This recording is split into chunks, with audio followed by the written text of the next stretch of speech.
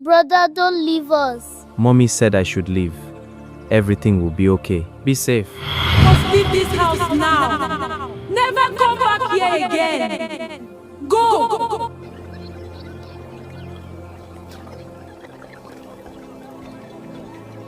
Senior brother, please don't leave. Stay with us. Don't go. We'll miss you so much.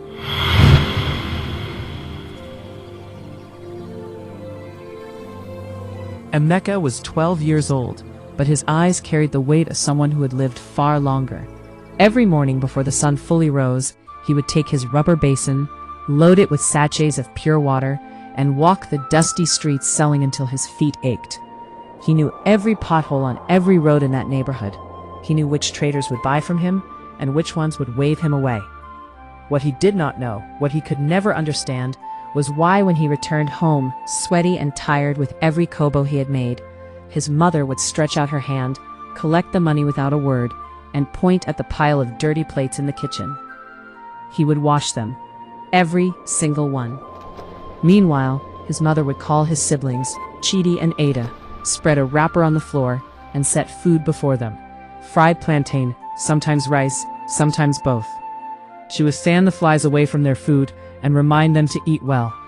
Emeka would finish the plates, dry his hands, and go to bed with whatever was left in the pot, if anything was left at all. There was one evening he came back from selling and found the house empty. He sat down and waited. His mother returned holding a small plastic bag, chin-chin and groundnuts, a treat she had bought from the market. She distributed it to Chidi and Ada, who danced around her. Emeka stood by the door watching. His mother's eyes met his briefly, then looked away as though he were a piece of furniture. She never called his name. He turned quietly and walked to the backyard. Another time he fell ill. His body burned with fever, and he lay on his mat on the floor shivering. Ada came to check on him twice, whispering that he should get better. His mother passed by the doorway once, looked inside, and kept walking. It was the old woman next door, Mama Sule, who brought him pap and agbo that evening, and sat by him until the fever broke. His own mother never once asked how he was feeling. He recovered, and the next morning she handed him his basin and told him to go and sell. Once he saved a little money, 50 naira he had managed to keep back, and used it to buy his mother a small sachet of her favorite groundnut oil she always complained they never had enough of. He placed it quietly on the kitchen counter with a folded piece of paper that simply read, "For Mama." He watched from a distance as she picked it up, looked at it, and set it aside without expression. She never mentioned it. Not a thank you, not a smile, nothing. He would sit under the mango tree in their backyard when the pain became too heavy to carry inside. He would press his back against the rough bark and cry in the silence of the afternoon. He would look up through the branches at the sky and ask God why he had brought him to this family, and why he had taken their father. Because that was when it had all begun. The day their father died, something in his mother had turned against him, like a key locking a door from the inside. One afternoon, he observed her carefully. She was humming to herself, braiding Ada's hair, and there was a softness on her face he rarely saw. He thought it was the right time. He walked to her slowly, lowered himself to his knees before her, and spoke gently. "Mama, what have I done? If I have done something wrong, I am sorry. Just tell me so I can make it right." Her humming stopped. The softness drained from her face like water from a broken bowl. She turned to him with eyes that had suddenly gone hard and cold. "Get out of my sight," she said, "and never ask me that question again." He rose slowly, walked back to the mango tree, and wept until his chest hurt. The maltreatment did not slow down. If anything, it sharpened. She began locking the house door when she went out, leaving Emeka outside while his siblings remained inside. Neighbors had started to notice. Some would call him over and give him food. He would eat it quietly, thank them, and return to sit outside his own home and wait. Then came the evening everything broke open. She had been staring at him all day, with something building behind her eyes. When he returned from selling that afternoon and entered the compound, she was already standing outside, as though she had been waiting.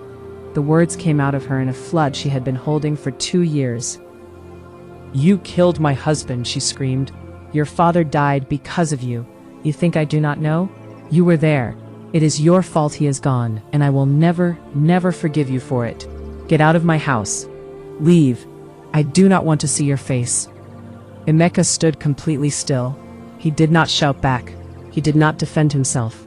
He simply looked at his mother, really looked at her, and felt tears fall down his face, one after another, like they had no intention of stopping.